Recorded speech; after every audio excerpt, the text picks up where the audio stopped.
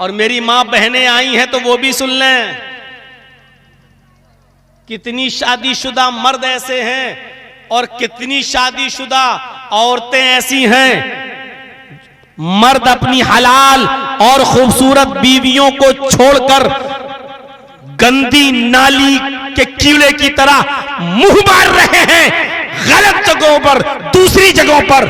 और कितनी ही शादीशुदा ऐसी औरतें हैं जो शादी के बावजूद अपने हलाल शौहरों को छोड़कर हराम मर्दों के साथ, दूसरी औरतों के शौहरों के साथ मुंह मार रही हैं। अस्सलामु अलैकुम व रहमतुल्लाहि व बरकातुहू।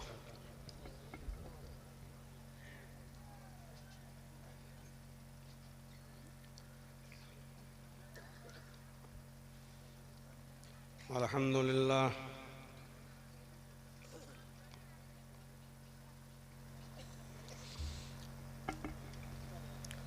अल्हम्दुलिल्लाहि नहमदुहु व नस्तईनुहु व नस्तगफिरुह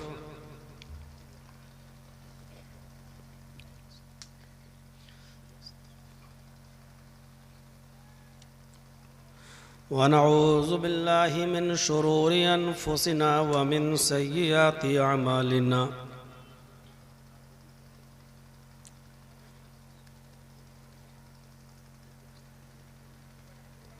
मन यहदिहिल्लाहु फला मुज़िल्ल लहु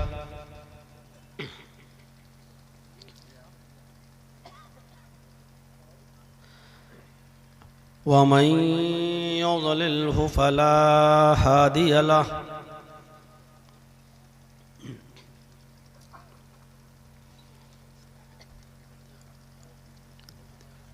व अशहदु अल्ला इलाहा इल्लल्लाहु वहदहु ला शरीक लहु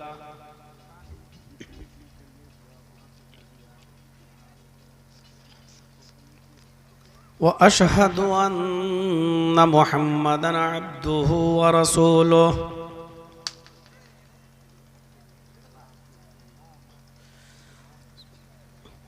अम्मा बाद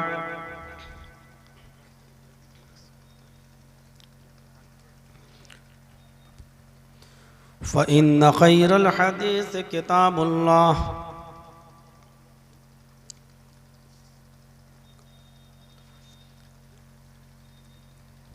व खैरल हदी हदी मुहम्मदिन सल्लल्लाहु अलैहि वसल्लम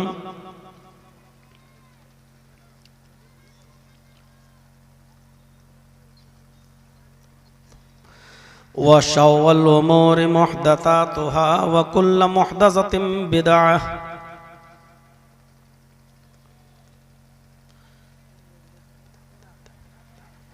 व कुल्लु बिदअतिन ज़लालह व कुल्लु ज़लालतिन फिन्नार।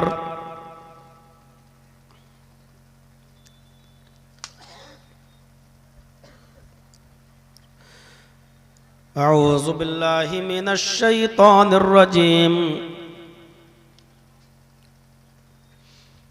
बिस्मिल्लाहिर रहमानिर रहीम। या अय्युहन नासु इत्तक़ू रब्बकुमुल्लज़ी ख़लक़कुम मिन नफ़्सिन वाहिदा व ख़लक़ मिनहा ज़ौजहा व बस्स मिनहुमा रिजालन कसीरन व निसाअ वत्तक़ुल्लाह अल्लज़ी तसाअलून बिही वल अरहाम इन्नल्लाह काना अलैकुम रक़ीबा।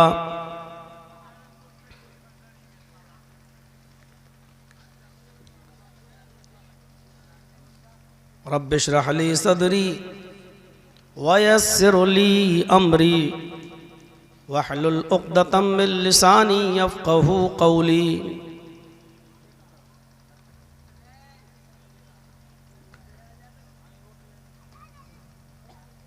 मुअक्कर और मुअज़्ज़ज़ उलमाए किराम और इस इजलास के रूह रवा जनाब मौलाना महबूब साहब और इलाके के बाइज़्ज़त अहबाब,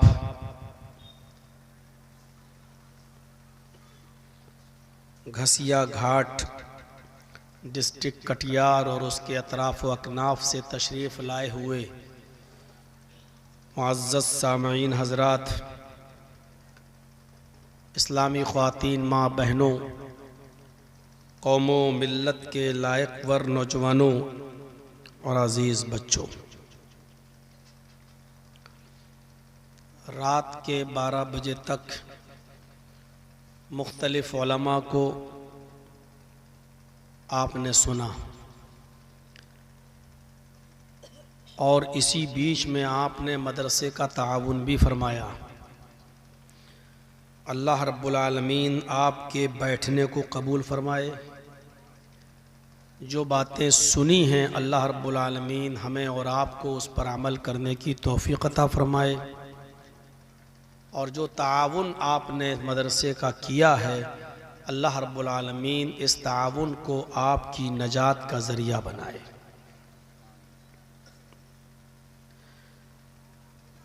जलसे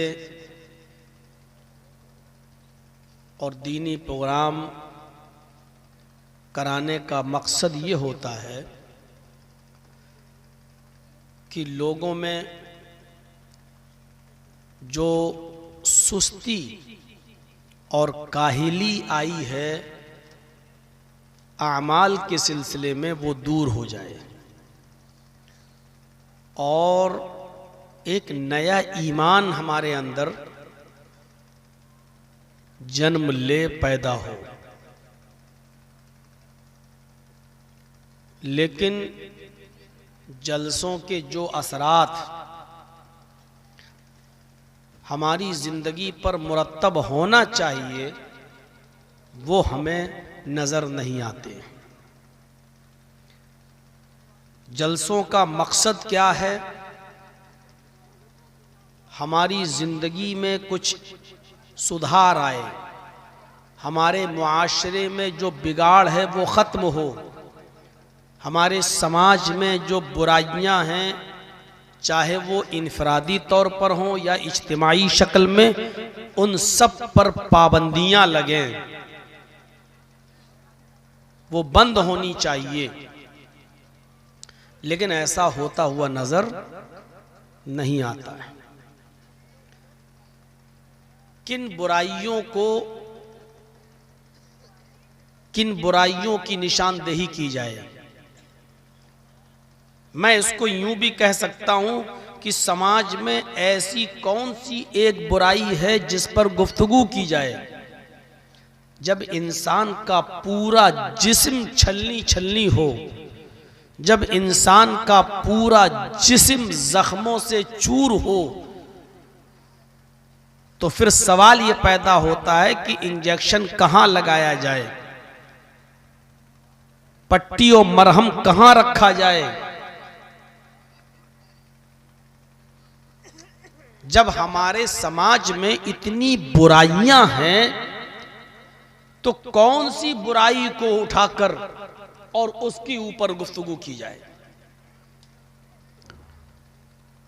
जुआ एक अलग बुराई, शराब नोशी एक अलग बुराई, मोबाइल का फितना और इस पर होने वाली गुफ्तगू ये एक अलग बुराई, चोरी और डकैती एक अलग बुराई, जिनाकारी और बक्कारी और अय्यारी एक अलग बुराई, धोखा देना और झूठ बोलना, गीबत करना, चुगली करना, एक दूसरे की अमानतों में खयानत करना, एक दूसरे का माल गजब करके खा जाना, ये एक अलग बुराई।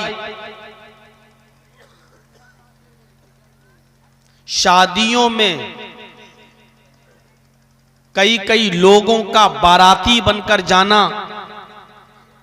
और लड़की के माँ बाप का उन बारातियों की खिदमत करके उनको अच्छे से अच्छा खिलाना, ये एक अलग बुराई। और फिर साथ में एक लंबा चौड़ा जहेज लड़की के बाप की तरफ से देना और लड़के की का डिमांड करना, ये एक अलग बुराई। बेपर्दगी एक अलग बुराई, बेहयाई एक अलग बुराई, मां बाप की नाफरमानी करना एक अलग बुराई। अलगर्ज, कौन सी एक बुराई को उठाकर उस पर गुफ्तगू की जाए जब पूरा जिस्म ही छल्ली छल्ली हो चुका हो, तो कहां कहां मरहम रखा जाए, कहां कहां पट्टी बांधी जाए। तकरीबन 25 साल का जमाना तो मुझे गुजर चुका है आपकी बस्ती में और आपके इलाकों में आते हुए। 18 साल की उम्र से आना, और सबसे पहला प्रोग्राम यही मौलाना तौहीद साहब हैं, जानते हैं, तीतवारी में मेरा बिहार में शुरू हुआ था। सबसे पहले जब मेरी उम्र 18 साल की भी नहीं हुई थी, 2-4 महीने कम थे, उस वक्त से मैं आ रहा हूं और आते आते अब ये माहौल है। इतने सालों का जमाना गुजर जाने के बाद भी अगर मुझसे पूछा जाए कि इन जलसों के, इन इज्तिमाआत के, इन प्रोग्राम्स के क्या असरात इंसान की जिंदगी में पड़े हैं और लोगों को कितना फायदा हुआ है, तो मैं कहूंगा कि 0/0। जहां कल थे वहीं आज भी है, जहां पहले थे वहीं पर आज भी है। 100 में से अगर कोई नंबर पूछे कि कितना नंबर दिया जाए, तो मैं नहीं समझता हूं कि 1 नंबर भी दिया जा सकता है।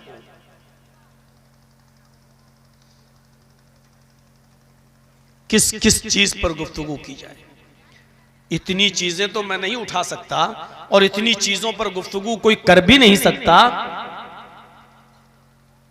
आज सिर्फ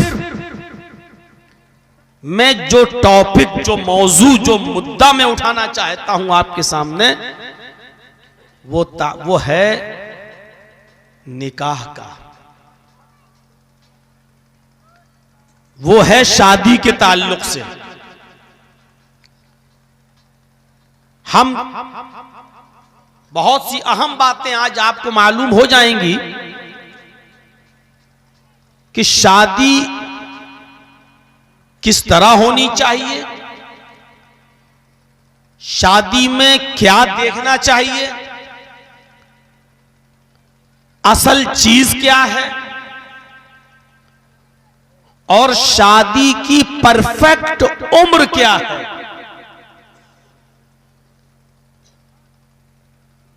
और मेहर का मसला क्या है, लड़का कैसा होना चाहिए, लड़की कैसी होनी चाहिए, पैगामे निकाह कौन दे, लड़के के माँ बाप लड़की के माँ बाप को पैगाम भेजें या लड़की के माँ बाप लड़के के माँ बाप को पैगाम भेजें, किसका हक है, पैगाम किसको देना चाहिए, लड़के वालों को या लड़की वालों को।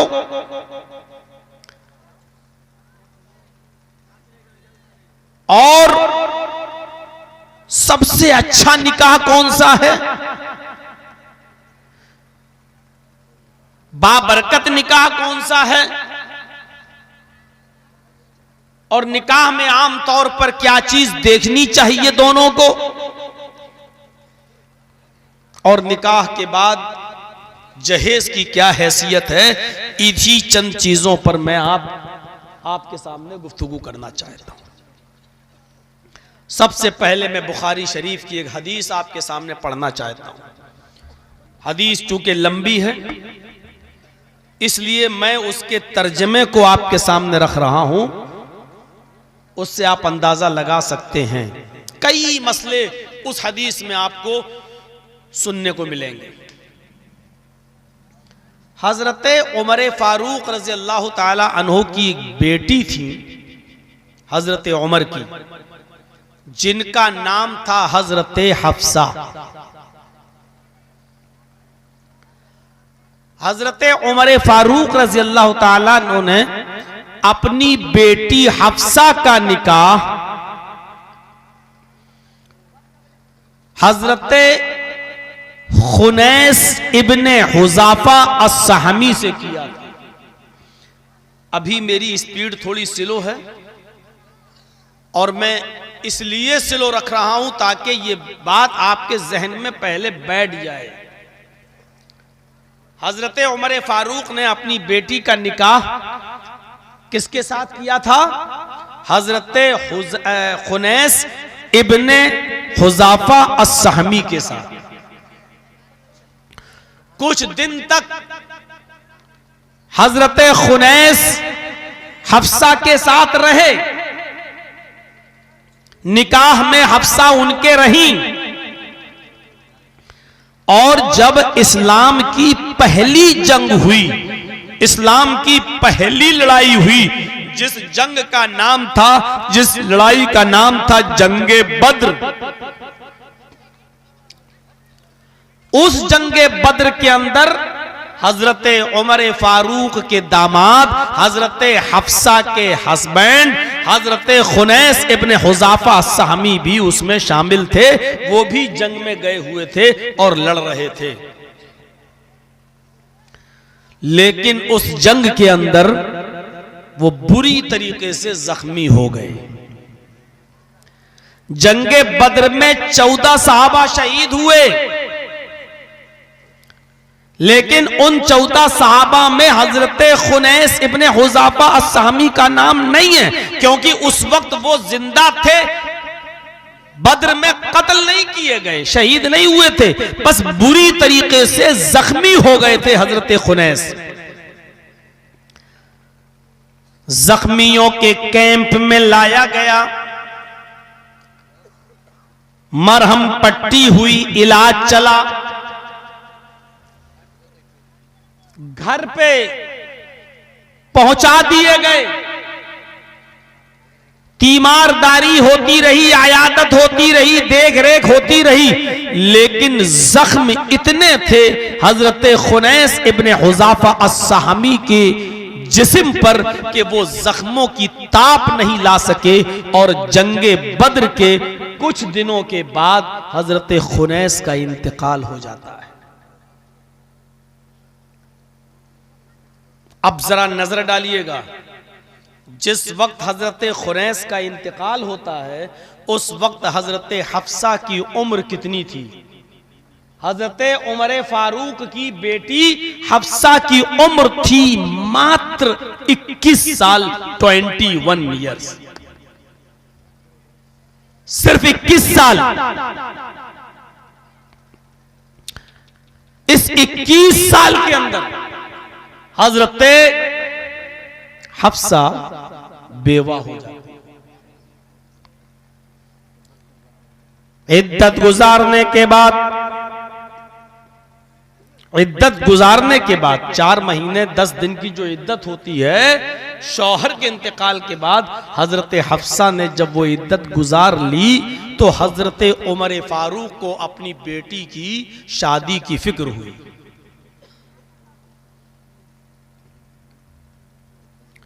जहन में एक बात रखिएगा, 21 साल की उम्र है और हजरत उमर फारूक को अपनी बेटी की दूसरी शादी की फिक्र हुई। हमारी बहुत सी माएं बहनें बेवा बैठी होंगी, शौहर के इंतकाल के बाद वो कहती कि नहीं, अब मैं दूसरा निकाह नहीं करूंगी, पहली बीवी की मोहब्बत को मैं दिल में लिए रहूंगी। या यूं कह लीजिए कि समाज के अंदर ऐसा चलन चल चुका है, ऐसा रवाज चल चुका है कि लोग क्या कहेंगे, देखो ये 2 बच्चों की मां है, शौहर मर गया, इसने फिर शादी कर ली, बेटी जवान हो चुकी है, बेटी की शादी करने वाली है, और इसके बावजूद इसने अपनी शादी कर ली। समाज के ताने और समाज के लानो तान से बचने के लिए वो बेचारी बैठी रहती है और दूसरा निकाह नहीं करती। आएंगी बातें। हजरत उमर फारूक रज़ी अल्लाह ताला अन्हु को फिक्र हुई अपनी बेटी की दूसरी निकाह की, तो हजरत उमर फारूक ने अपनी बेटी के रिश्ते की बात किससे की? हजरत उस्मान गनी रज़ी अल्लाह ताला अन्हु से। हजरत उस्मान से की। और आप ताज्जुब करेंगे, हजरत उस्मान गनी की उम्र खुद हजरत उमर फारूक रज़ी अल्लाह ताला अन्हु की उम्र के बराबर है। यानी उम्र में, एज में वो खुद हजरत उमर फारूक रज़ी अल्लाह ताला अन्हु से 2-3 साल छोटे हैं, लेकिन एक उम्र यही मानी जाएगी तकरीबन उमर की उम्र के। 21 साल की बेटी, और बात किससे कर रहे हैं? उस्मान गनी से। और उस्मान गनी रज़ी अल्लाह ताला अन्हु भी शादीशुदा हैं। ऐसा नहीं है कि उनके बच्चे ना हो या उनकी बीवी ना हो, उनकी बीवी मौजूद है। फिर भी अपनी बेटी हफ्सा के निकाह के लिए उस्मान गनी से राब्ता करते हैं। हजरत उस्मान गनी रज़ी अल्लाह ताला अन्हु से कहते हैं, हजरत उस्मान गनी से पहले हजरत अबू बकर सिद्दीक से इन्होंने अर्ज किया था। अब देखिए, उमर फारूक रज़ी अल्लाह ताला अन्हु दूसरे खलीफा हैं। एक मसला याद रखिएगा, पहले खलीफा कौन है? अबू बकर, दूसरे खलीफा कौन? उमर, और तीसरे खलीफा कौन? उस्मान। हजरत उमर बीच में है, उस्मान और अबू बकर के बीच में कौन है? हजरत उमर। और हजरत उमर ने पहला जो निकाह की बात की थी वो अबू बकर सिद्दीक से की थी, जो उम्र में अल्लाह के नबी की उम्र के बराबर हैं। हजरत अबू बकर सिद्दीक की उम्र मुहम्मदुर रसूलुल्लाह सल्लल्लाहु अलैहि वसल्लम की उम्र के बराबर है, बस 2-3 साल का फर्क है।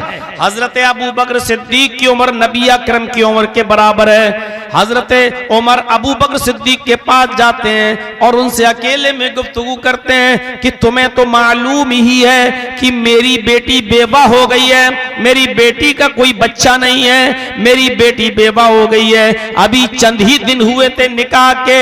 हजरत खुरैस मैदान जंग में, जंगे बदर में जख्मी हो गए और घर लाए गए, जख्मों की ताप बर्दाश्त न कर सके और खुरैस उन जख्मों में इंतकाल कर गए। खुरैस के गुजर जाने के बाद मेरी बेटी बेवा हो गई। हजरत हफ्सा का दूसरा निकाह करने का मैं ख्वाहिशमंद हूं, मैं नहीं चाहता हूं कि मेरी बेटी अपने घर में बैठी रहे, मैं अपनी बेटी का निकाह करना चाहता हूं और उस निकाह के लिए मैं आपसे गुजारिश कर रहा हूं, आप निकाह कर लीजिए। हजरत अबू बकर सिद्दीक रज़ी अल्लाह ताला अन्हु खामोश रहे और कोई जवाब नहीं दिया। जब कुछ दिन इंतजार किया हजरत उमर फारूक ने कि शायद अबू बकर मशवरा कर रहे हो, शायद अबू बकर सोच रहे हो, 10 दिन 15 दिन गुजर गए, तब हजरत उमर फारूक कहते हैं कि मुझे बड़ी तकलीफ हुई। इस बात की तकलीफ नहीं कि अबू बकर ने मेरी बेटी के साथ निकाह नहीं किया, बल्कि तकलीफ मुझे सिर्फ इस बात की हुई कि अबू बकर सिद्दीक खामोश रहे, न तो मेरी बेटी से निकाह के लिए हाँ किया और ना ही ना किया। अरे अगर नहीं करना था तो साफ साफ कह देते कि मैं नहीं करूंगा, मेरे पास वक्त नहीं या मेरे पास प्रॉब्लम है, परेशानी है। ना उन्होंने हाँ कहा ना कहा, इसलिए मुझे हजरत अबू बकर सिद्दीक रज़ी अल्लाह ताला अन्हु के खामोश रहने से तकलीफ हुई। कुछ दिनों के बाद हजरत उस्मान से कहा, आए उस्मान, मैं तुम्हारे साथ अपनी बेटी का निकाह करना चाहता हूं, क्या तुम मेरी बेटी से निकाह करोगे? मैं अपनी बेटी का हाथ तुम्हें देना चाहता हूं। हजरत उस्मान गनी ने बहुत अच्छी बात कही। उन्होंने कहा कि मुझे कुछ सोचने का वक्त दीजिए, कुछ टाइम दीजिए, कुछ वक्त दीजिए सोचने का। कुछ दिन गुजर जाने के बाद हजरत उमर फारूक ने फिर टोका, आए उस्मान, इतने दूर गुजर गए, क्या सोचा, घर में क्या मशवरा हुआ, कुछ सोचा? तो हजरत उस्मान गनी ने फरमाया, आए उमर, मशवरा भी हुआ और मैंने खुद भी गौर किया, मैं इस नतीजे पे पहुंचा कि मैं आपकी बेटी के साथ निकाह नहीं कर सकता। कुछ ऐसी प्रॉब्लम्स हैं, कुछ ऐसी परेशानियां हैं कि अब मैं दूसरा निकाह नहीं कर सकता, दूसरी शादी नहीं कर सकता। हजरत उमर ने कहा कोई बात नहीं। हजरत अबू बकर उमर से बड़े हैं मकाम में, पहले खलीफा, और उस्मान छोटे हैं मकाम में, उमर के बाद तीसरे खलीफा। और रिश्ता मांगने कौन गया? बेटी के लिए उमर। ये नहीं देखा कि अबू बकर मकाम और मर्तबे में हमसे बड़े हैं, कैसे मैं बेटी का रिश्ता मांगूं, और फिर उस्मान से भी मांगा। ये नहीं सोचा कि उस्मान तो हमसे छोटे हैं मकाम में और दर्जे में, मैं इनके पास क्यों जाऊं, अरे इनको खुद गर्ज हो तो मेरे पास आए। नहीं, तो पता ये चला रिश्ते में न तो कोई बड़ा देखा जाएगा और न कोई छोटा देखा जाएगा। हजरत उमर फारूक ने बेटी का हाथ अबू बकर से मांगा और उस्मान से मांगा। इससे ये दलील निकलती है कि लड़की वाला भी अगर किसी लड़के के अंदर दीनदारी देखता है तो लड़की का बाप या लड़की की मां लड़के के मां और बाप से भी बात कर सकती है अपने बेटी के रिश्ते के लिए, अपनी बेटी के निकाह के लिए लड़की वाले भी पैगाम भेज सकते हैं और निकाह का पैगाम दिया जा सकता है। मसला निकालिए आप, अभी बुखारी शरीफ की हदीस खत्म नहीं हुई है, अभी पूरा वाकया खत्म नहीं हुआ है। आइए जरा देखें, हजरत उस्मान गनी रज़ी अल्लाह ताला अन्हु ने मना कर दिया, आए उमर मैं निकाह नहीं कर सकता, घर में मशवरा नहीं बैठा।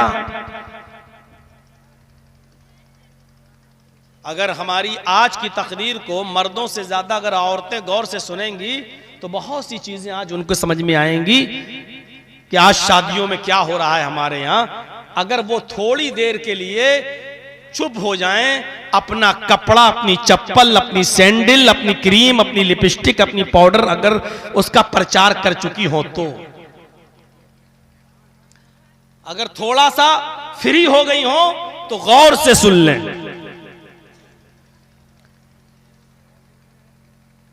अबू बकर सिद्दीक ने जवाब ही नहीं दिया हां या ना, और उस्मान गनी ने कुछ दिन के बाद मना कर दिया।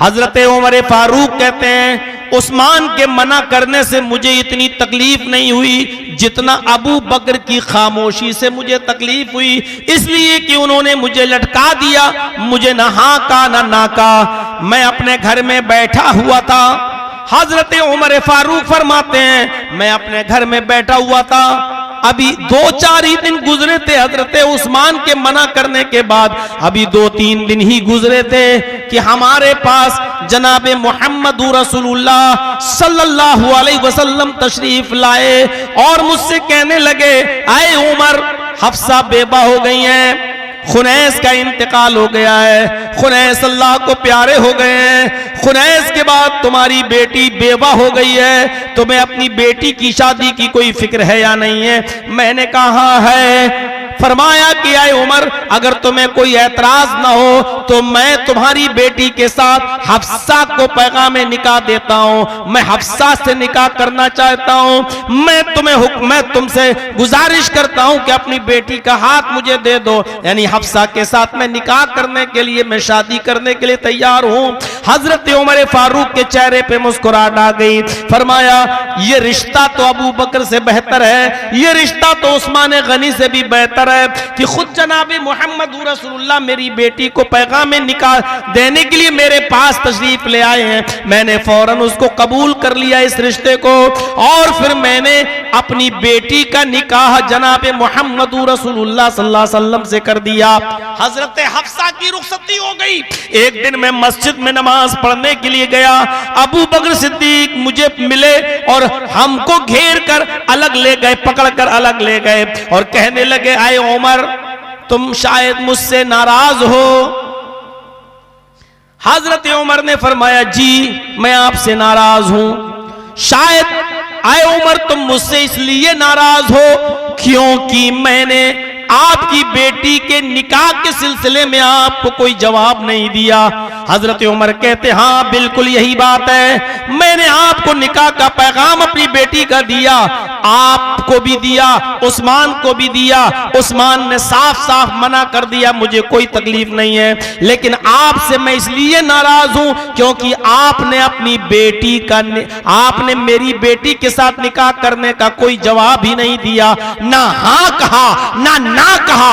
आपके हाँ और ना कहने की वजह से मैं कितने दिन परेशान रहा, मैं कितने दिन उलझन में रहा। मैं सोचता रहा कि अबू बकर का इरादा क्या है। मैं बड़ी जहनी तकलीफ में था। आपके खामोश रहने की वजह से मैं बहुत ज्यादा जीरन रहा, बहुत परेशान रहा। हजरत अबू बकर सिद्दीक कहते हैं, ऐ उमर, तुम्हारा परेशान होना बजाय तुम्हारा मुझसे नाराज होना जायज है, लेकिन अब मेरी भी सुन लो। मेरी प्रॉब्लम क्या थी? ना मैं हाँ कह सकता था ना कह सकता था। उसकी वजह यह थी कि आए उमर, जब आपने मुझे अपनी बेटी से निकाह करने के लिए कहा था, आपके पैगाम देने से पहले, अपनी बेटी के साथ मेरा रिश्ता करने से पहले, कुछ ही दिन पहले मोहम्मद रसूलुल्लाह सल्लल्लाहु अलैहि वसल्लम ने मुझसे ये कहा था, अय अबू बकर, उमर फारूक के ऊपर क्या गुजर रही होगी, उसकी जवान बेटी बेवा हो गई है, खुरैश का इंतकाल हो गया है, उमर फारूक के लिए हमें कुछ सोचना चाहिए। अब मैं अपने साथ उमर फारूक की बेटी का निकाह करने को तैयार हूं, इसलिए अभी इद्दत गुजर जाने दो, इसका मामला खत्म हो जाने दो, मैं खुद उमर से बात करूंगा और मैं उमर की बेटी हफ्सा से निकाह कर लूंगा। मैंने नबी अकरम की ये गुफ्तगू को सुना था जो अल्लाह के रसूल ने मुझसे कहा था। मैं चाहता था कि मैं आपकी बेटी से निकाह कर लूं, लेकिन निकाह की ख्वाहिश मोहम्मद रसूलुल्लाह मुझसे कर चुके थे, हफ्सा के साथ निकाह की, इसलिए मैं ये कैसे ख्वाहिश कर लेता और हाँ कैसे कर देता कि नहीं मेरे साथ करो, जबकि अल्लाह के नबी कह चुके हैं कि मैं हफ्सा से निकाह करूंगा। तो जब मुझसे कह चुके और मुझे मालूम था नबी का इरादा, तो इसलिए मैं हाँ तो कह नहीं सकता था, और नहीं इसलिए नहीं कहा कि डायरेक्ट मना कर देने से कहीं तुम्हें तकलीफ ना हो जाए। मैंने नहीं इसलिए नहीं किया कि पहले अल्लाह के रसूल सल्लल्लाहु अलैहि वसल्लम पैगाम दें या आपका इरादा बदल जाए और आप बाद में निकाह न करना चाहें। तो जब नबी अकरम का इरादा बदल जाएगा, अगर वो निकाह नहीं करना चाहेंगे तो फिर मैं आपकी बेटी से निकाह कर लेता, इसलिए मैंने मना भी नहीं किया। हाँ इसलिए नहीं कहा क्योंकि अल्लाह के रसूल आपकी बेटी से निकाह करना चाहते थे, और ना इसलिए नहीं कहा क्योंकि मुझे यह था कि कहीं ऐसा ना हो कि अल्लाह के रसूल सल्लल्लाहु अलैहि वसल्लम का इरादा बदल जाए और निकाह ना करें तो फिर मैं निकाह कर लूंगा, इसलिए मैंने ना भी नहीं किया। अब तुम जो भी समझो। फरमाया हजरत उमर फारूक ने, आए अबू बकर, तो तुम मुझे इतना बता देते कि अल्लाह के रसूल सल्लल्लाहु अलैहि वसल्लम आपकी बेटी से निकाह करना चाहते हैं, तो फिर मैं क्या तुमसे नाराज होता। हजरत अबू बकर सिद्दीक ने फरमाया, ये राज अल्लाह के रसूल ने सिर्फ मुझे बताया, किसी और से जिक्र नहीं किया था, यानी आपने अपना इरादा मुझसे जाहिर किया था और कहा था इद्दत पूरी हो जाने दो, मैं हफ्सा से निकाह कर लूंगा।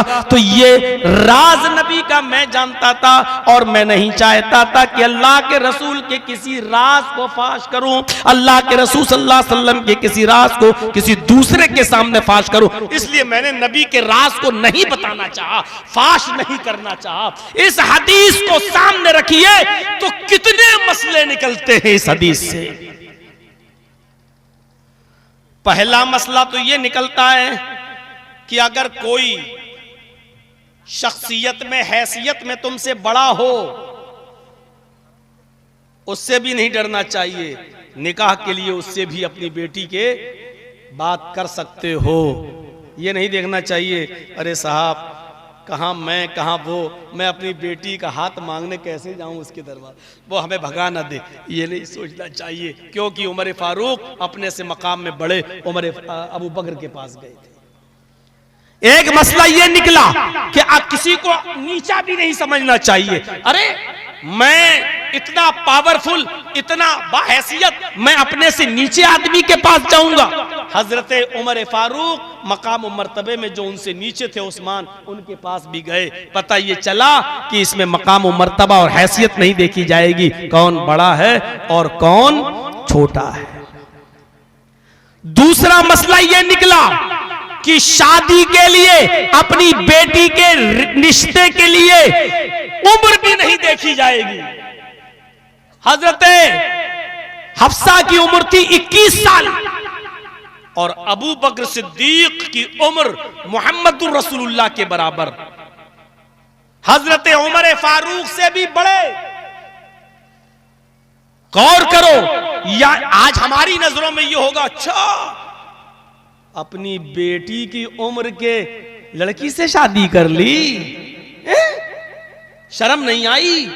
अपनी बेटी की उम्र की लड़की से शादी कर ली है, ये बुढ़ा सटिया गया।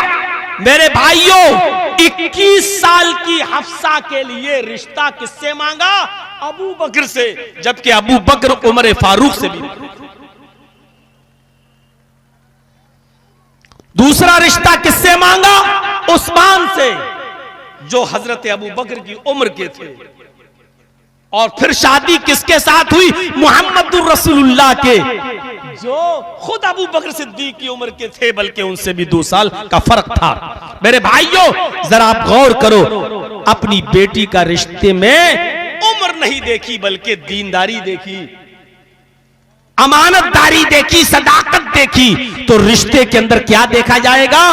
उम्र नहीं देखी जाएगी। बल्कि मैं ये नहीं कह रहा हूं कि उम्र मत देखो, मैं ये कह रहा हूं ये फर्ज नहीं है कि आप अपनी बेटी के लिए उम्र ही देखें और कुछ ना देखें।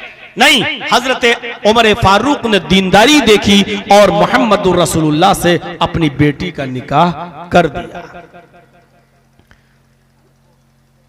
मेरे भाइयों, एक मसला इससे यह पता चलता है कि अगर किसी ने आपसे कह दिया, मसलन जर्जी साहब ने आपसे ये कह दिया कि यार फलां लड़की मुझे पसंद है और मैं फलां लड़की से निकाह करना चाहता हूं, आपको मालूम है कि जर्जी साहब उससे निकाह करना चाह रहे हैं, आपको ये मालूम है, लेकिन लड़की का बाप आपके पास आ जाए और आपसे अगर ये कहता है कि आप खूबसूरत हैं, अच्छा कमाते हैं, बिजनेसमैन हैं, मैं अपनी बेटी का निकाह आपके साथ करना चाहता हूं, तो फिर आप ऐसे मौके पर आपकी नीयत खराब नहीं होनी चाहिए। उस वक्त तक आप उसको ना हाँ कहें ना कहें, जब तक कि जर्जी साहब का मामला खुद खत्म ना हो जाए। जर्जी साहब इरादा बदल दें या जर्जी साहब को लड़की का बाप मना कर दे कि हम नहीं करेंगे अपनी बेटी का निकाह तुम्हारे साथ, उस वक्त तक आपको खामोशी अख्तियार करना चाहिए। ऐसा नहीं कि किसी के इरादे को ठेस पहुंचाते हुए आप ही उसके साथ निकाह कर लें कि नहीं ये तो अच्छी बात है और आप दूसरे के साथ गद्दारी कर जाएं। इस हदीस से यह भी पता चला, जैसे हजरत अबू बकर सिद्दीक ने ना हाँ कहा ना कहा। गौर करते जाइए इस हदीस से कितने मसले निकले। दूसरी बात, अगर किसी को यह मालूम है कि फला आदमी फला के साथ निकाह करना चाहता है, आपको यह राज मालूम है, तो किसी के राज को फाश भी नहीं करना चाहिए, किसी के राज को उगलना भी नहीं चाहिए, अपने मुंह से बयान भी नहीं करना चाहिए कि ऐसा तुम कैसे कर रहे हो, नहीं कर सकते हो, ऐसा हम तुम्हें नहीं करने देंगे। मेरे भाइयों, राज को फाश नहीं करना चाहिए। एक मसला इस हदीस से ये भी निकला, आज हम अपने समाज पर गौर करें और सोसाइटी पर गौर करें कि आज क्या होता है शादियों के अंदर। अच्छा, इसका रिश्ता लग गया उसके साथ, अब उसकी बुराइयां बयान करना शुरू। इतनी बुराइयां बयान की जाती हैं कि वो बुराइयां सुन कर या तो लड़के वाला लड़की को मना कर देता है या लड़की वाला लड़के को मना कर देता है कि नहीं साहब, हम इतने बुराइयों वाले लड़के के साथ या लड़की के साथ निकाह नहीं कर सकते। मेरे भाइयों, आइए इस हदीस को हम सामने रखिएगा। पूरी तकरीर का मेरा निचोड़ इसी हदीस के ऊपर होता रहेगा। आइए अब नौजवानों को मोहम्मद रसूलुल्लाह सल्लल्लाहु अलैहि वसल्लम क्या हुक्म दे रहे हैं। आए नौजवानों, सुनो अल्लाह के नबी सल्लल्लाहु अलैहि वसल्लम का फरमान क्या है। आपने फरमाया, या माशर शबाबी मन इस्तता मिनकुमुल बाअ फल्यतज़व्वज फइन्नहु अगद्दु लिल बसर व अहसनु लिल फरज। बड़ी प्यारी हदीस, बुखारी किताबुन निकाह के अल्फाज। आए नौजवानों, या माशरन निसाई, या माशर शबाब, आए नौजवानों, आए नौजवानों की जमात, आए नौजवानों के गिरोह, आए नौजवानों, मन इस्तता मिनकुमुल बाअ, अगर तुम्हारे पास कुव्वत हो, ताकत हो, फल्यतज़व्वज, तो तुम निकाह कर लो। एक एक लफ्ज को सुनिएगा। अगर तुम्हारे पास कुव्वत हो, अलबात के अंदर कई चीजें शामिल है। कैसी कुव्वत? अपनी बीवी को खिलाने की, अपने बीवी को कपड़ा देने की, पहनाने की, अगर आपकी बीवी बीमार हो जाए तो उसका इलाज कराने की, और आपको जो बीवी का पर्सनल जो उसका हक है उस हक को अदा करने की अगर ये ताकत आपके पास है, फल यतज़व्वज, तो निकाह कर लो। और निकाह करने के लिए क्या बताया है, क्यों करो निकाह, ये जरूरी है। निकाह तो सब मौलवी बोलते हैं निकाह कर लो, बहुत जरूरी है, निकाह सुन्नत है, ठीक है मैंने मान लिया, लेकिन निकाह क्यों करो वो सुनते रहिएगा। निकाह क्यों करो?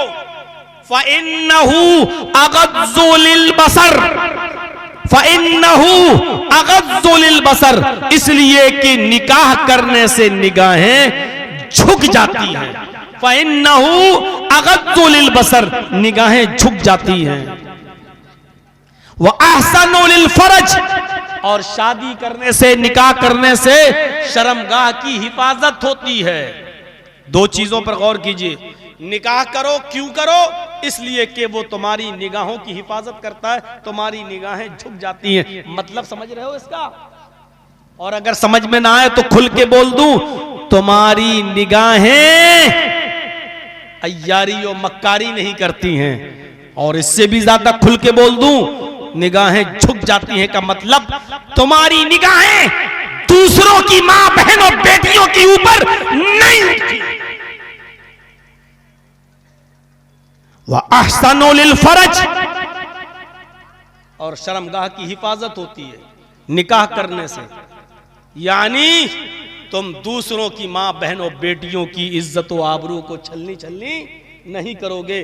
दूसरों की मां, बहन, बेटियां महफूज हो जाएंगी तुमसे। समाज पर गौर करिएगा और टटोल कर देखिएगा। और मेरी मां बहनें आई हैं तो वो भी सुन लें। कितनी शादीशुदा मर्द ऐसे हैं और कितनी शादीशुदा औरतें ऐसी हैं, मर्द अपनी हलाल और खूबसूरत बीवियों को छोड़कर गंदी नाली के कीड़े की तरह मुंह मार रहे हैं गलत जगहों पर, दूसरी जगहों पर। और कितनी ही शादीशुदा ऐसी औरतें हैं जो शादी के बावजूद अपने हलाल शौहरों को छोड़कर हराम मर्दों के साथ, दूसरी औरतों के शौहरों के साथ मुंह मार रही हैं। अग़ज़्ज़ु लिल बसर व अहसनु लिल फरज कहकर बताया कि शादी करने का मकसद यह है कि तुम्हारी निगाहें झुक जाएं, तुम दूसरों की मां, बहन, बेटियों को मत देखो। व अहसनु लिल फरज का मतलब यह है कि तुम्हारी शर्मगाह की हिफाजत हो और तुम्हारे हरकतों से दूसरों की मां, बहन, बेटियों की इज्जत छलनी छलनी ना हो। यह है शादी का मकसद।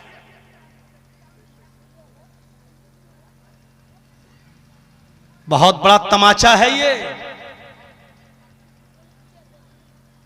हम 25 साल से तो तकरीबन आ ही रहे हैं आपके इलाके में। ऐसे ऐसे गांव जानता हूं जहां शादीशुदा औरतें दूसरों के साथ पकड़ी गई हैं और बाकायदा पंचायतें हुई हैं, उनको लड़के को रखा गया है। मैं नाम नहीं लूंगा, घबराइए मत, लेकिन इस 25 साल जिंदगी में जलसों के अंदर यह मंजर देखा है मेरे भाइयों कि घर से कह के गई हम जलसे में जा रहे हैं और फोन कर करके बुलाकर खेतों में पकड़ी गई। हम कुंवारे लड़के और लड़कियों की तो बात ही नहीं कर रहे हैं, वो तो हर जलसे में कभी न कभी मंजर देखने को मिल जाता है। मेरे भाइयों, हम शादीशुदा औरतों की बात कर रहे हैं और शादीशुदा मर्दों की बात कर रहे हैं, ये भी पकड़े गए। बहुत सोच समझकर हमने इस टॉपिक को उठाया है। या माशर शबाबी मन इस्तता मिनकुमुल बाअ फल्यतज़व्वज, आए नौजवानों, अगर शादी करने की ताकत हो, बीवी को खिलाने की, पिलाने की, इलाज की, कपड़ा लत्ता देने की ताकत हो और उसका पर्सनल हक अदा करने की ताकत हो तो निकाह कर लो। फल्यतज़व्वज, शादी करो। शादी इसलिए करो कि फ़इन्नहु अग़द्दु लिलबसर, इसका तर्जुमा मैं यूं कर रहा हूं ताकि दूसरों की मां बहन बेटियों पर तुम्हारी नजरें न पड़े। फ़इन्नहु अग़द्दु लिलबसर, इसका तर्जुमा ये कर रहा हूं ताकि दूसरों की मां बहन बेटियों पर मुंह मत मारो, उनको तकते न फिरो, उनके खूबसूरत गालों पर और उनके खूबसूरत जिस्मों पर तुम्हारी नजरें न पड़े। व अहसनु लिलफरज, और इसका तर्जुमा मैं यूं कर रहा हूं, शादी कर लो इसलिए कि तुम शादी कर लोगे, ताकि इसलिए शादी करो ताकि दूसरों की मां बहन बेटियों की इज्जत महफूज रहे। कितनी क्लियर हदीस है। और इसके बाद अल्लाह के रसूल ने एक और बात कह दी, ओफ, वो भी आपको बता देता हूं, अभी हदीस खत्म नहीं हुई है। फमन लम यस्तति, अगर किसी के पास ये ताकत न हो तो एक इलाज भी बता दिया है। अगर तुम अपनी बीवी को खिला नहीं सकते हो, पिला नहीं सकते हो, बीमार हो जाए तो इलाज नहीं कर सकते हो, उसको कपड़ा नहीं पहना सकते हो और उसका हक अदा नहीं कर सकते हो, अगर ये ताकत नहीं है तुम्हारे अंदर तो कोई बात नहीं, निकाह नहीं कर सकते हो तो मत करो। फ़अलैहि बिस्सौम, तो तुम रोजे रखा करो, नफली रोजे रखने के आदी बन जाओ, इसलिए कि रोजा रखोगे तो तकवा तुम्हारे अंदर पैदा हो जाएगा, रोजा रखोगे तो अल्लाह का खौफ तुम्हारे अंदर पैदा होगा, और जब खौफ पैदा होगा तो तुम दूसरों की मां बहन बेटियों को नहीं देखोगे और दूसरों की मां बहन बेटियों की इज्जत से खिलवाड़ नहीं करोगे। यानी कितनी फिक्र है औरतों की इज्जत और आबरू को बचाने की कि शादी करके जायज तरीके से मकसद हल करो, ठीक है, लेकिन नहीं कर सकते हो तो रोजा रखो। यानी हर हाल में मां बहन बेटियों की इज्जतें महफूज रहना चाहिए। अगर रोजा नहीं रखोगे तो तकवा नहीं पैदा होगा, और तकवा नहीं आएगा तो तुम कुंवारे होकर, गैर शादीशुदा होकर तो और ज्यादा वबाल बचाओगे, और ज्यादा मुसीबतें खड़ी करोगे दूसरों की मां बहन बेटियों के साथ।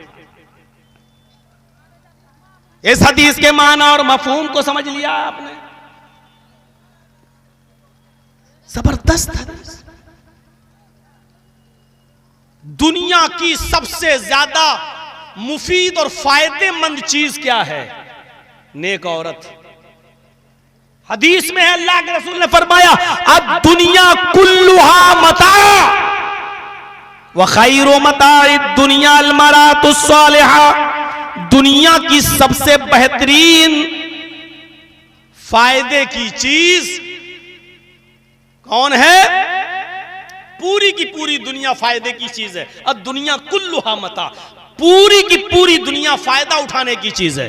भाई हर चीज आपके फायदे के लिए तो पैदा की गई है। ये लाइट आपके फायदे के लिए, ये माइक आपके फायदे के लिए ताकि आपको दूर तक और जोर से इसकी आवाज मिल सके, घड़ी आपके फायदे के लिए, कपड़ा आपके फायदे के लिए, सूरज की रोशनी आपके फायदे के लिए, आसमान से बारिश आपके फायदे के लिए, ये जमीन आपके फायदे के लिए, ये हवा आपके फायदे के लिए। अब दुनिया कुल्लुहा मता, पूरी की पूरी दुनिया तुम्हारे लिए फायदेमंद है, फायदे की चीज है। लेकिन दुनिया की सबसे बेहतरीन फायदे की चीज क्या है? इसी दुनिया में सबसे बेहतर, मुफीद और सबसे अच्छा फायदा पहुंचाने वाली चीज क्या है? खैरु मताइ दुनिया अल मरअतु सालिहा, वो नेक औरत है।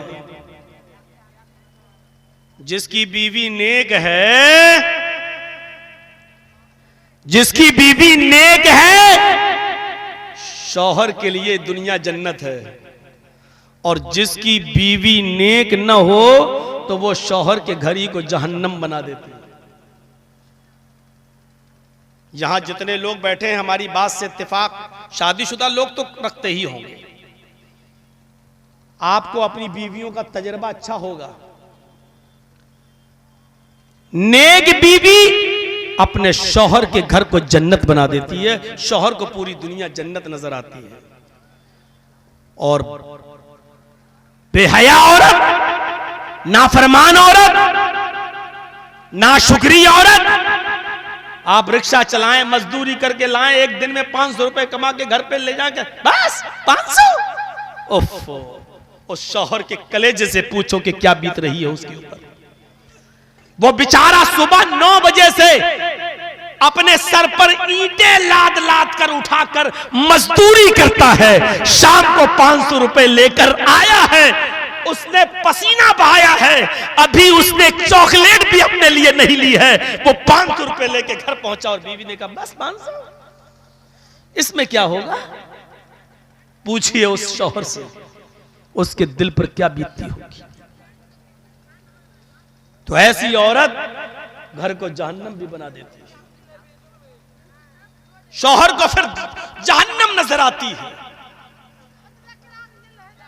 मेरे भाइयों, ऐसी बदकार औरत जो शादीशुदा होने के बाद भी अपने शौहर की अमानत में खयानत करके अपने जिस्म को किसी दूसरे मर्द के सामने परोस दे और पेश कर दे, ऐसी औरत भी अपने शौहर के लिए इस दुनिया को जहन्नम बना देती है। बहुत ही सोच समझ कर ये टॉपिक उठाया। अब देखिए हदीस क्या कहती है, औरतों में मर्दों को ये मुसीबत खुद मोल जो ले रहे हो ना, बच सकते हो इससे। कैसे बचोगे? इसकी तरीका बताया अल्लाह के रसूल ने। आओ उस तरीके की तरफ चलते हैं। आओ थोड़ा सा टाइम दे दीजिए। अल्लाह के रसूल ने आपको इस मुसीबत से बचाने के लिए क्या कहा है? फरमाया तुन कहल मरातुल अरबइन लिमालिहा वल हस्बिहा वल जिमालिहा वल दीनिया फजफर बिजातिद्दीन। ये तरीका अपना लो, घर जन्नत बन जाएगा। औरतों के अंदर 4 चीजें देखी जाती हैं। शादी के वक्त 4 चीजें लोग देखते हैं। अरे पीछे कौन बोल रहा है यार? इनको भगा दो पीछे से, बच जाए, डिस्टर्ब कर रहे हैं। तो उनका हुलमरातुल अरबइन, शादी के मौके पर आमतौर पर 4 चीजें देखी जाती हैं। पहली चीज लिमालिहा, इसीलिए आज घर जहन्नम बना हुआ है। शादी के वक्त देखा जाता है माल कितना मिलेगा। एक लड़का किसी लड़की से निकाह करता है तो पहले देख लेता है वहां मोटरसाइकिल मिलेगी या नहीं मिलेगी, और मोटरसाइकिल नहीं मिलती है तो देख लेता है कि 2 लाख, 3 लाख, 4 लाख, 5 लाख, 6 लाख हमें मिल रहा है कि नहीं मिल रहा है। शादी से पहले ही तय हो जाता है कि मोटरसाइकिल ना दो, गाड़ी ना दो तो इतने लाख रुपए हमको दो, हम बिजनेस करेंगे। लड़का बिजनेस करेगा, क्यों? लड़की के माल से तू बिजनेस करेगा, लड़की का बाप पैसे देगा तब तू दुकान चलाएगा। इससे तो बेहतर था कि तू इंटरनेशनल भिखारी बन जाता और भीख मांगता। कितनी बेगैरती की बात है कि लड़की के मां बाप के पैसे से तू बिजनेस करेगा। इसीलिए घर जहन्नम बना हुआ है। जब माल देगी 10 लाख रुपए तुम्हारा उसका बाप देगा तो तुम्हारी फर्मा बरदार बन के रहेगी। जब भी तलाक देने की धमकी दोगे वो कहेगी लाओ मेरा 10 लाख रुपए। हमने खुद अपने घर को जहन्नम बनाया है। तो उनका हुलमरात माल देकर शादी की जाती है, वल हस्बिहा हस्बो नसब देकर शादी की जाती है। मेरा खानदान ये, उसका खानदान क्या है? मैं बीए पास हूं तो लड़की भी कम से कम इंटर है कि नहीं? मैं एम कॉम हूं तो लड़की भी बी कॉम है कि नहीं? मैं इतना हैंडसम हूं तो लड़की भी हूर है कि नहीं? ये तो तीसरे नंबर पे हस्बो नसब पहले देखा जाता है, जात बिरादरी देखी जाती है, अपनी पोजीशन और उसकी पोजीशन देखी जाती है। अरे लोग ताने ना मारे यार, तुम इतने अच्छे खानदान के कहां से शादी करके ले आए हो यार? तुम्हें वही मिली थी, उसी खानदान में जाने को थे। कुछ लोग होते हैं जो माल देखकर शादी करते हैं, कुछ होते हैं जो हस्बो नसब देखकर शादी करते हैं। वली जमालिहा, और तीसरी चीज बताइए, कुछ है जो लड़की की खूबसूरती, कुछ नहीं देखते, खूबसूरती देखते हैं। देखें है कि नहीं? खुद तो लंगूर है लेकिन बीवी हूर चाहिए, खुद चाहे जैसे हो लेकिन बीवी हसीनो जमील चाहिए, यह भी देखा जाता है। और जब बहुत खूबसूरत लड़की से शादी करके लाओगे और खुद बंदर और लंगूर की तरह शक्ल रहेगी तुम्हारी, तो तुम क्या समझते हो कि तुम्हारे साथ वो सेट हो जाएगी? तुम्हारे साथ वो एडजस्ट हो लेगी? कोई भी बात होगी तो फौरन ताने मारती हुए कहेगी, अरे जा शुक्र कर कि मैं तुझे मिल गई, वरना तुझ जैसे लंगूर को कोई पूछने वाला नहीं था। जिंदगी भर वो तुम्हें अपने खूबसूरती का और तुम्हारी बदसूरती का ताना तुम्हें मारती रहेगी। कुछ लोग होते हैं जो खूबसूरती देखकर शादी करते हैं, और अल्लाह के रसूल ने चौथी चीज बताई, वलिदीनिहा। कुछ लोग होते हैं जो सिर्फ दीनदारी देखकर शादी करते हैं।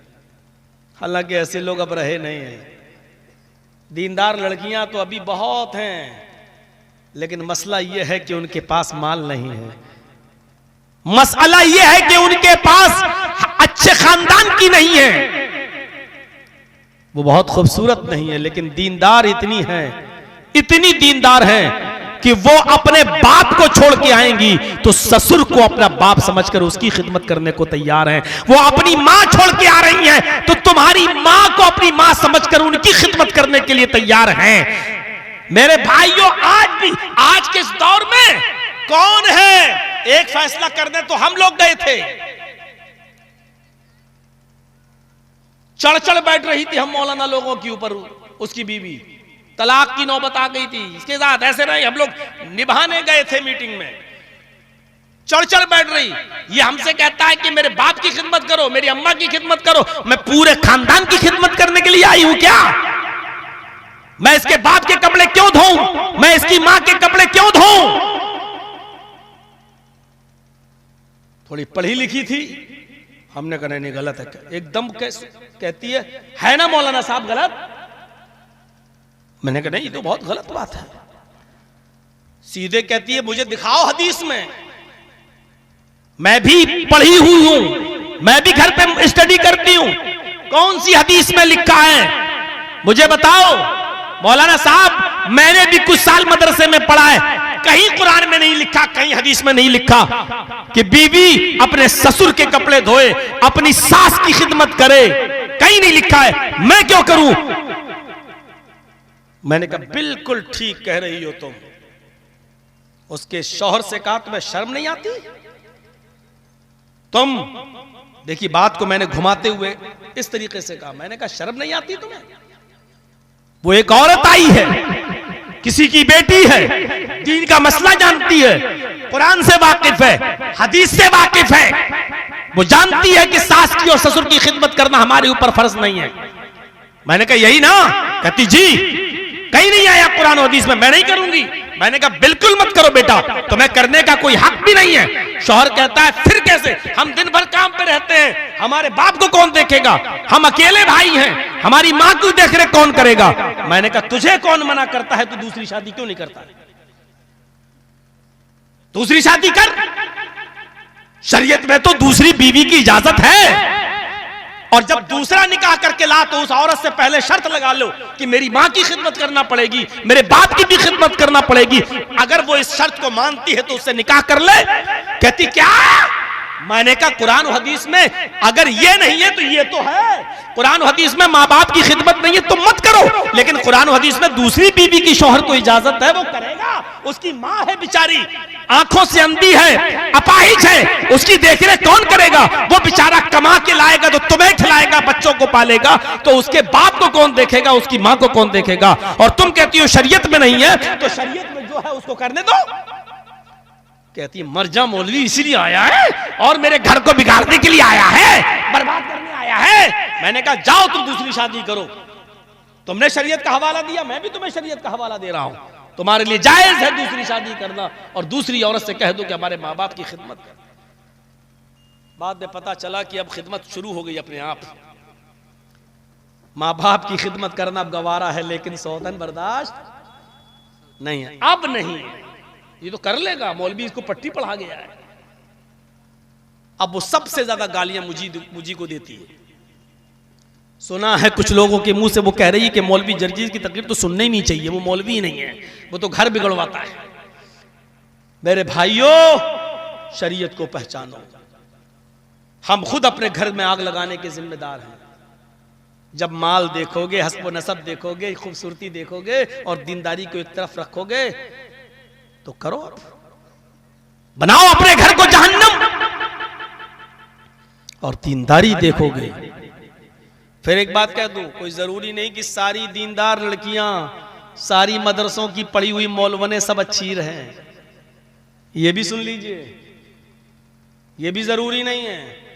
एक मौलवन को ऐसा भी देखा है मैंने, जो कह रही थी अपने शौहर से कि खाना पकाना भी औरत की जिम्मेदारी नहीं है, तुम लाओ पका पकाया खाना। कुछ मौलवने भी सर पे चढ़ के रहती हैं, याद रखिएगा। दीनदारी का मायार किसी मदरसे से पढ़ के आना नहीं है, दीनदारी का मायार कुछ अलग है मेरे भाइयों। आप देखिए कि वो नमाज कितना पढ़ती है। दीनदारी का मायार देखना है तो ये देखो कि वो 5 वक्त की नमाजी है नहीं। दीनदारी का मायार है तो देखना तो ये देखो कि वो घर से निकलती हुई है तो कैसे निकलती है, वो किसके साथ जाती है। दीनदारी का मायार देखना है तो ये देखो कि वो अपने खाला के साथ कैसा सलूक करती है, अपने माँ के साथ और अपने बाप के साथ कैसे रहती है, अपने भाइयों के साथ उसका क्या तौर तरीका है। इन तमाम चीजों पर घर की औरतों को भेजकर उस लड़की का पता लगवाओ। अगर वो अपने माँ के लिए ठीक, अपने बाप की खिदमत, अपने भाइयों की खिदमत करती है और नमाज के वक्त वो नमाज की पाबंदी करती है, रोजा भी रखती है, तो मान लो कि यकीनन वो तुम्हारे घर पे भी आके तुम्हारे घर को जन्नत बनाएगी और इसी उसूल और इसी ज़ाब्ते के ऊपर वो चलेगी। मेरे भाइयों, दीनदारी का मयार ये नहीं है कि कोई मदरसे से पढ़ के आए और आने के बाद अपने घर पे आने के बाद मोबाइल पे इंस्टाग्राम देखे। आजकल की 80 नहीं 90% लड़कियां सिर्फ मोबाइल देखकर बिगड़ रही हैं। उन्होंने अपने माँ बाप की, आज उन्होंने अपने सास ससुर की खिदमत करना इसलिए छोड़ दिया क्योंकि आज उनको यही पढ़ाया जा रहा है और मोबाइल पे उनको यही सिखाया जा रहा है। फरमाया वाली दीनिहा, तुम लड़की के अंदर उसकी दीनदारी को देखकर शादी करो। ये किसको कहा? लड़के वालों को। लड़की में क्या देखो? दीनदारी। अच्छा, लड़की वालों को भी हुक्म है, ऐसा नहीं अल्लाह के रसूल ने सिर्फ लड़के वालों से कहा लड़की में दीनदारी देखो। लड़कियों वालों को भी हुक्म है कि वो लड़के के अंदर क्या देखें, क्या देखें। तुम बाल देखती हो, इसके बाल सलमान खान की तरह है कि नहीं है? तुम बॉडी देखती हो, ये जिम जाता है कि नहीं जाता है, ये कितना बड़ा बॉडी बिल्डर है। तुम्हें देखना क्या है? बहुत से माँ बाप ऐसे होंगे जिनकी बेटियां जवान होंगी, इस जलसे में आए होंगे। आए अपनी जवान बेटियों के माँ बाप, आओ तुम्हें एक हदीस सुनाता हूं। अल्लाह के नबी सल्लल्लाहु अलैहि वसल्लम ने तुम्हें भी हुक्म दिया है, अपनी लड़की के निकाह के लिए तुम कौन सा लड़का तलाश करो, कैसा बेटा कैसा दामाद तलाश करो। फरमाया इज़ा खतबा इलैकुम मन तरज़ौन दीनहु व खुलुकहु फज़व्विजूहु इल्ला तफ़अलूहु तकुन फितनतुन फिल अर्ज़ व फसादुन नारीस। इज़ा खतबा इलैकुम, आए लड़कियों के माँ बाप, जब कोई लड़के का पैगाम तुम्हारे घर में आए लड़कियों वालों, जब किसी लड़के का पैगाम तुम्हारे घर में आए, कोई लड़का तुम्हारी बेटी के साथ रिश्ते का पैगाम भेजे, तरज़ौना दीनहु व खुलुकहु, और उस लड़के का दीन और उसका अखलाक तुम्हें पसंद आ जाए, यानी वो अच्छे अखलाक वाला हो, वो दीनदार भी हो, वो 5 वक्त की नमाज भी पढ़ता हो, वो लड़का अपने माँ बाप की खिदमत भी करता हो, अपने माँ की बात भी मानता हो, अपने भाई बहनों को भी समझता हो, वो अजान की आवाज सुनकर मस्जिद की तरफ भागता हो, वो मेहनत और मजदूरी करके कमाता भी हो, वो बेईमानी से दूर हो, चोरी से दूर हो, वो लूट से दूर हो, उसकी बिजनेस, उसकी कमाई हलाल की हो, अगर ये तमाम चीजें उसके अंदर पाई जा रही हैं और तुम्हें मालूम है कि ये लड़का इन तमाम खूबियों का मालिक है, तो आए लड़कियों वालों, उस लड़के का पैगाम मायूस करके उसको मत लौटाना, उस लड़के के पैगाम को मना मत कर देना, उस लड़के के पैगाम को ठुकरा मत देना, उस लड़के की अर्जी को तुम मुस्तरद मत कर देना, बल्कि फौरन उसको एक्सेप्ट कर लेना। फज़व्विजू, और अपनी बेटी का निकाह उस लड़के के साथ कर देना, अपनी बेटी का रिश्ता उस लड़के को कर देना। इल्लम तफ़अलू, अगर तुमने ऐसा न किया, दीनदार लड़के का पैगाम अगर तुम्हारे घर से लौट गया और तुमने अपनी बेटी के लिए उस दीनदार लड़के के पैगाम को मुस्तरद कर दिया, रिजेक्ट कर दिया, तकुन फितनतुन फिल अर्ज़, तो इस जमीन के ऊपर तुम फितना देखोगे, इस जमीन के ऊपर मुसीबतों के पहाड़ देखोगे, वो फसादुन अरीज़, और लंबा चौड़ा फसाद देखोगे। लड़कियों के माँ बाप को डर जाना चाहिए, अगर दीनदार लड़के का पैगाम तुम्हारे घर में तुम्हारी बेटी के साथ रिश्ते के सिलसिले में आए, अगर रिजेक्ट करते हो तो डर जाना चाहिए, इस जमीन में फितना न फैल जाए और फसाद बर्पा ना हो जाए। मतलब दूसरी जगह रिश्ता करने पर तुम्हारी बेटी को तलाक की नौबत ना आ जाए। माँ बाप बेचारे क्या करें, जब लड़की ही खुद अपने आशिक को प्रपोज कर चुकी है और बाप मजबूर है, अगर मैंने अपनी बेटी के मर्जी के मुताबिक शादी नहीं की तो मेरी बेटी भाग जाएगी और पूरे खानदान की नाक कटा देगी, इसलिए मजबूर है बाप बेचारा, और मजबूरी में चाहे जैसा हो लड़का उसके साथ अपनी बेटी का निकाह कर देता। लो भाई, मुसीबत टली। इन चीजों पर गौर करने के बाद आइए आपके सामने एक और चीज की तरफ इशारा करता चलो। अब जो देखने की चीज है वो है, अल्लाह के नबी ने एक और बात कही, अपने आप को बचाइए इन फितनों से। एक हदीस सुनिए, इन्न आज़मन निकाही बरकतन ऐसरुहु बऊनतन।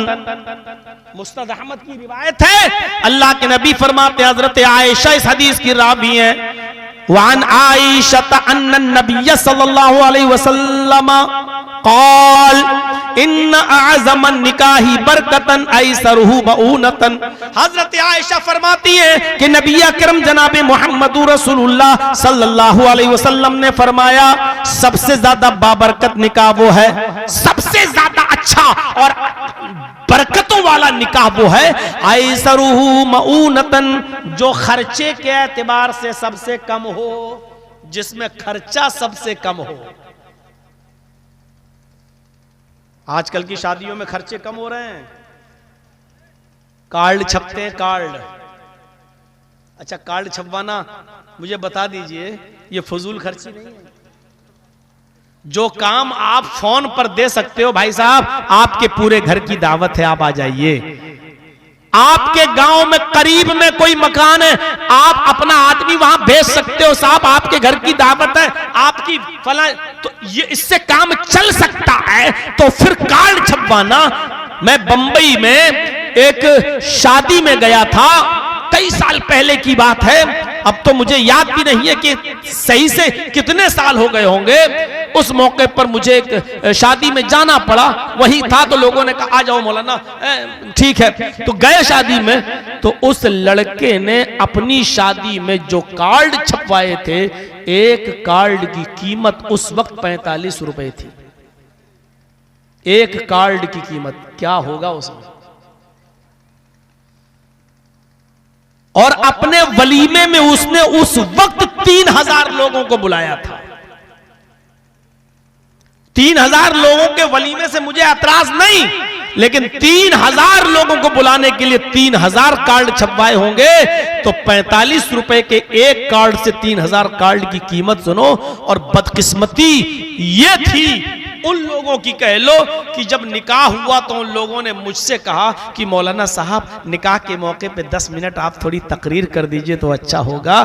तो 10 मिनट में हमने फजूल खर्ची के ऊपर बोला, तो मैंने कुरान की यही आयत पढ़ी, इन्नल मुबज्जिरीन कानू इख्वान शयातीन, की शादी जिसमें अल्लाह के नबी ने फरमाया कि सबसे बाबरकत निकाह वो है जो खर्चे के एतबार से कम हो, जिसमें खर्चा सबसे कम हो। यहाँ एक कार्ड की कीमत 45 रुपए है, 3000 कार्ड की कीमत क्या रही होगी। और ऐसी शादियों में फजूल खर्चे जो निकाह सुन्नत के मुताबिक होना चाहिए, उसमें इतनी ज्यादा फजूल खर्ची करने वालों को अल्लाह ने कहा कि ये शैतान के भाई हैं।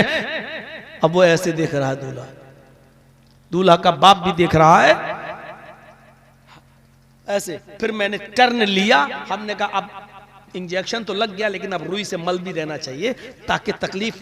तो मैंने कहा कि हमारे दोस्त ने, अल्लाह इसको बरकतों से नवाजे, इसकी शादियों में बरकत दे, शायद बेचारों को इल्म ना हो, शरीयत की सही जानकारी ना हो, इसलिए दूसरे लोग जब अपनी शादियां करें तो भाई फजूल खर्ची से बचें और अल्लाह तबारक व तआला आपकी जिंदगी में खैर बरकत दे, अज़दवाजी जिंदगी में मोहब्बत पैदा फरमा दे। इस तरीके से कह के लपेट के मैंने, फिर ये समझ लो कि इंजेक्शन के बाद डॉक्टर थोड़ा सा रुई लगा के ऐसे ऐसे करता है ना, तो तकलीफ कम हो जाती है, ऐसे ही तकलीफ देकर फिर मैंने रुई से मल दिया, वरना खाना भी नहीं खाने देता। भाग कमीना, ऐसा उल्टा सीधा बोलेगा हमारे ही जलसे में आके हमको। लेकिन जो कहना था वो कह दिया। मेरे भाइयों, यही होना चाहिए, यही होना चाहिए। आप इस तरीके से कहें कि उनको ये ना लगे कि मेरी बेइज्जती हो रही है, और ऐसा भी महसूस ना हो कि मुझे फूलों की माला पहनाई जा रही है। इतनी तारीफों के पुल भी नहीं होना चाहिए कि लगे कि माशाअल्लाह बहुत अच्छी शादी है, क्या रौनक है? ये भी नहीं होना चाहिए। आओ एक हदीस सुनाते हैं आपको, उस हदीस को सुनने के बाद मैं फैसला करूंगा कि मुझे और बैठना चाहिए नहीं, क्योंकि जब हम आए थे तो मजमा कुछ और था और अब आधे से भी ज्यादा जा चुका है। तो अब सुनिए उस हदीस को, बड़ी प्यारी हदीस है, बुखारी की रिवायत है। अल्लाह के नबी जनाब मुहम्मदुर रसूलुल्लाह सल्लल्लाहु अलैहि वसल्लम के पास एक औरत आई। एक एक चीज सुनते जाइए। अल्लाह के नबी के पास एक औरत आई, याद रखिएगा उस औरत का बाप नहीं था, उसका भाई नहीं था, उसका चचा नहीं था, कोई नहीं, वो अकेली थी और आई। और आने के बाद अल्लाह के नबी के पास आकर बैठ गई। सहाबा मौजूद थे। कहा अल्लाह के रसूल ने, कहो कैसे आना हुआ? उसने कहा अल्लाह के नबी, मैं अपने आप को आपके हवाले कर रही हूं, यानी मैं आपसे शादी करना चाहती हूं। मैं अपने आप को आपके हवाले कर रही हूं, मैं आपसे निकाह करना चाहती हूं। अल्लाह के नबी जनाब मुहम्मद रसूलुल्लाह सल्लल्लाहु अलैहि वसल्लम ने उस औरत को एक बार देखा और उसके बाद खामोश हो गए। उसने दोबारा कहा, अल्लाह के नबी आपने कोई जवाब नहीं दिया, मैं आपसे निकाह करना चाहती हूं। आप फिर खामोश हो गए। उसने तीसरी बार कहा, अय अल्लाह के रसूल मैं आपसे निकाह करना चाहती हूं। फसकता रसूलुल्लाह, अल्लाह के रसूल तीसरी बार भी खामोश रहे। अल्लाह के नबी सल्लल्लाहु अलैहि वसल्लम जब 3 बार खामोश, उसके पूछने पर खामोश रहे, तो उस पे जो सहाबा बैठे थे, एक सहाबी बोल पड़े, अय अल्लाह के रसूल वो औरत बार बार आपसे कह रही है निकाह करना चाहती हूं और आप खामोश हैं। अगर आप नहीं करना चाहते तो मना कर दीजिए कि नहीं कर सकते हैं, और अगर आपको जरूरत नहीं है तो मेरे साथ करा दीजिए इसका। मुझे जरूरत है बीवी की। तो अल्लाह के नबी सल्लल्लाहु अलैहि वसल्लम ने फरमाया कि मैं तो नहीं कर सकता, अब मैं नहीं करूंगा शादी, लेकिन तुम्हें जरूरत है शादी की। उसने कहा, आपने कहा ठीक है, आओ इधर। बुलाया सहाबी को, गौर से देखिए और अपना मुआशरा देखिए, समाज देखिए। आपने बुलाया, करीब आओ, करीब आया। आपने कहा उस औरत से, तुम भी देख लो इसको एक बार, और तुम भी देख लो। उसने कहा ठीक है, मुझे तो पसंद है। उस औरत ने कहा, अल्लाह के रसूल, अगर आप नहीं कर रहे हैं तो मैं इसके साथ कर लूंगी। भाई मुझे भी जरूरत है, मेरा कोई नहीं है, मुझे भी सहारा चाहिए, मैं इसके साथ निकाह करने के लिए तैयार हूं, अगर आप नहीं करना चाहते तो। कहा मैं नहीं करूंगा, तो फिर मैं इसके साथ कर लूंगी। होगा, ठीक है, करोगी? हाँ। उसी जगह बैठकर अल्लाह के रसूल ने उस औरत से नहीं कहा, अच्छा माल कितना है तेरे पास, जहेज कितना है तेरे पास, मोटरसाइकिल कौन देगा? अरे उस जमाने में मोटरसाइकिल नहीं चलती थी तो कुछ तो चलता ही होगा, ये सामान कौन देगा, ये नहीं कहा। जब उस औरत ने कहा कि मैं इसके साथ तैयार हूं निकाह करने के लिए, तो आपने सबसे पहला सवाल उस मर्द से किया, तुम इस औरत को मेहर क्या दोगे? हल इंदक दैनुन, क्या तुम्हारे पास मेहर है, देने को कुछ है, तुम इसको क्या दोगे?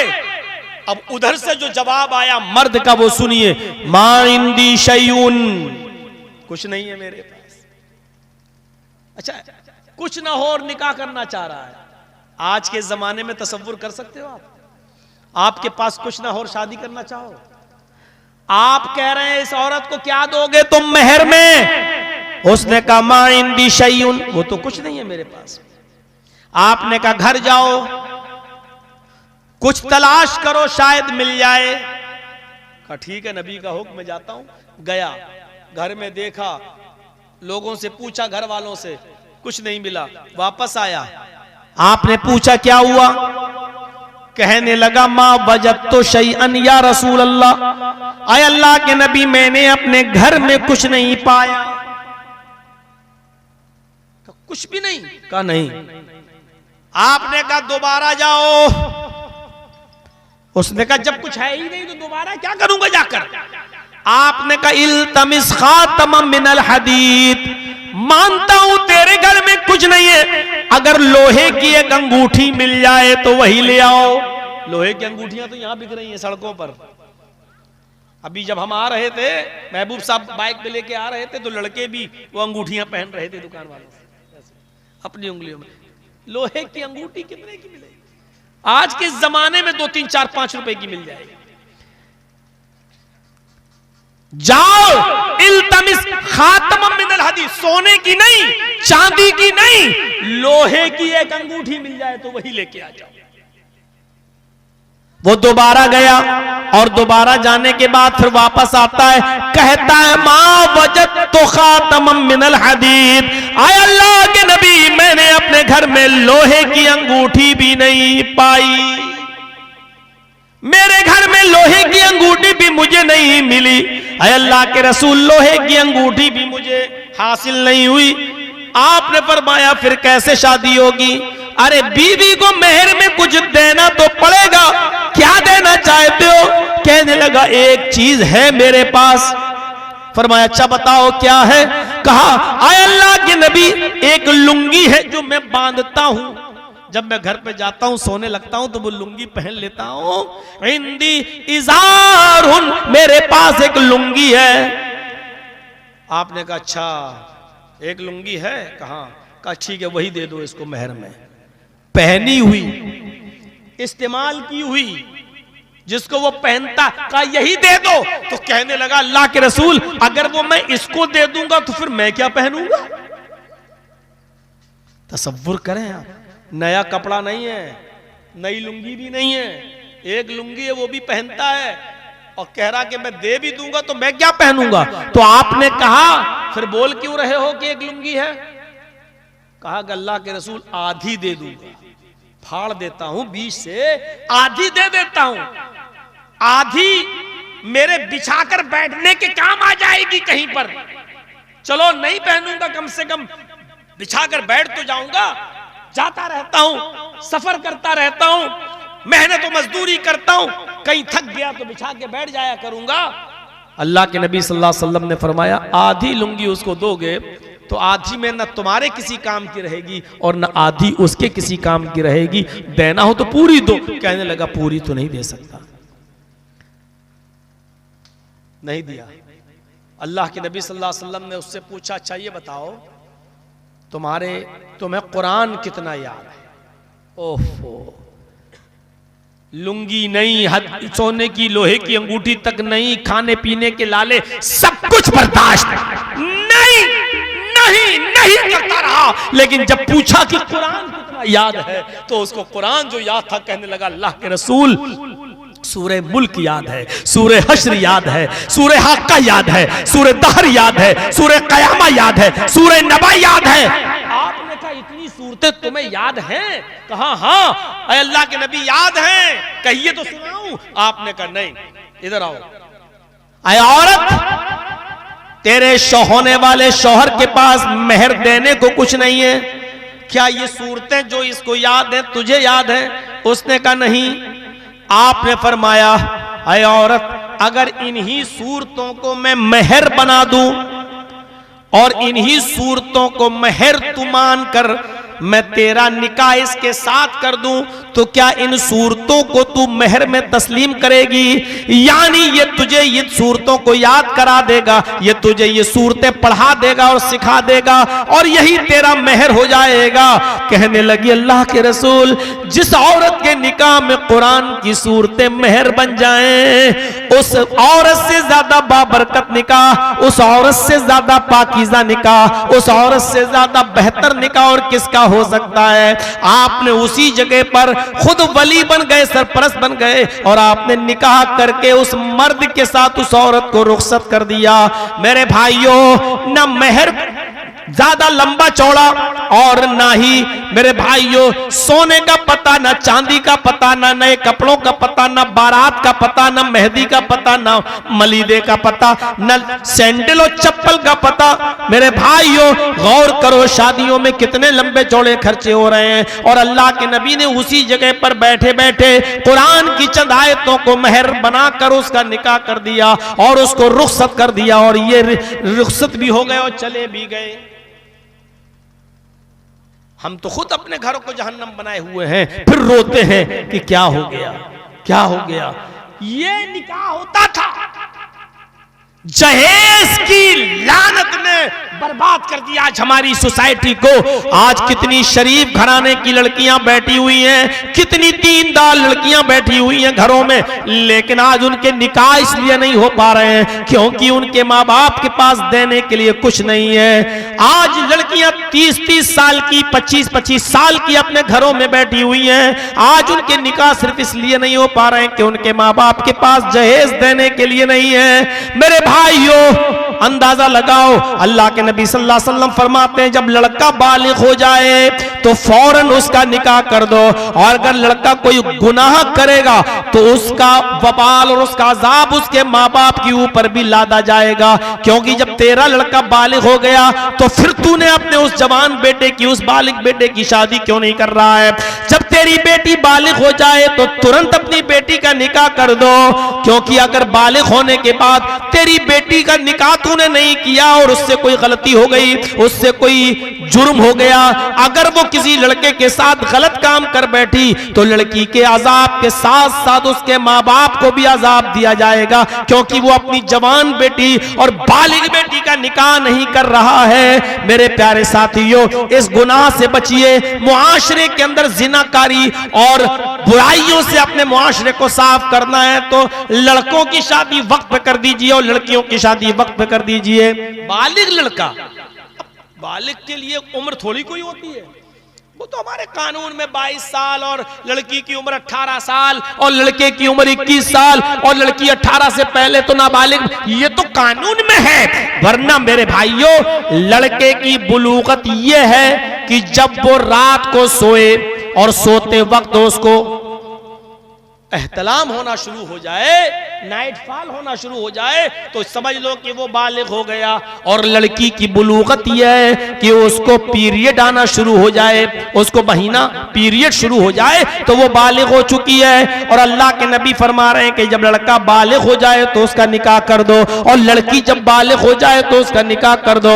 अब हर बाप की जिम्मेदारी है वो पता लगाए कि हमारे बेटा सोते वक्त उसका कपड़ा खराब हो रहा है या नहीं हो रहा है, ऐसा है या नहीं। यार बाप की जिम्मेदारी है। आज हमारी तकरीर पर कोई ऑब्जेक्शन मत लगाइए कि मौलाना क्या बोल रहे हैं, ये समाज की जिम्मेदारी है। और आज के इस दौर में आपके बेटे मोबाइलों में क्या क्या देख रहे हैं, आपको उस पर शर्म नहीं आती है। कुरान और हदीस सुनते वक्त आपको शर्म आ रही है। हर बाप की जिम्मेदारी है कि वो पता लगाए कि उसका बेटा बालिग हुआ नहीं हुआ है तो निकाह कर दे। और हर बाप की जिम्मेदारी है, हर माँ की जिम्मेदारी है कि वो अपनी बेटी की फिक्र करे कि वो बालिग हुई है नहीं। माओ को मालूम होता है कि मेरी बेटी बालिग है नहीं, पीरियड शुरू हुआ नहीं, अगर है तो फौरन अपनी बेटी के अब निकाह की तैयारी करे और उसका दीनदार घराने में और रिश्ता देखकर शादी कर दे। ये हुक्म है मेरे भाइयों। मुआशरे को बुराइयों से बचाइए, जहेज से बचाइए, और दीनदार लड़का और दीनदार लड़की देखना शुरू कर दीजिए। घर को जन्नत बनाइए, समाज को जन्नत बना दीजिए।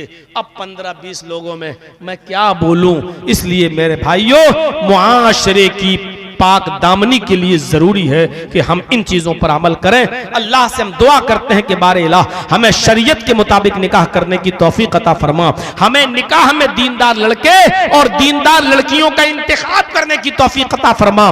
शादीशुदा मर्दों को और शादीशुदा औरतों को एक दूसरे के अपने मर्दों को और औरतों को छोड़कर दूसरी जगह और गंदी नाली में गिरने से महफूज फरमाकर हलाल शोहरों के लिए और हलाल बीवियों के लिए हमें एक दूसरे के लिए समर्पित होने की तौफीक अता फरमा। इलाहुल आलमीन जब तक तू हमें जिंदा रख, इस्लाम पे जिंदा रखना, और जब हमारा खात्मा हो तो ईमान पर हमारा खात्मा फरमाना। वमा अलैना इल्लल बलागुल मुबीन व आखिरु दअवाना अनिल हम्दुलिल्लाहि रब्बिल आलमीन। सलामु अलैकुम व रहमतुल्लाहि व बरकातुहू।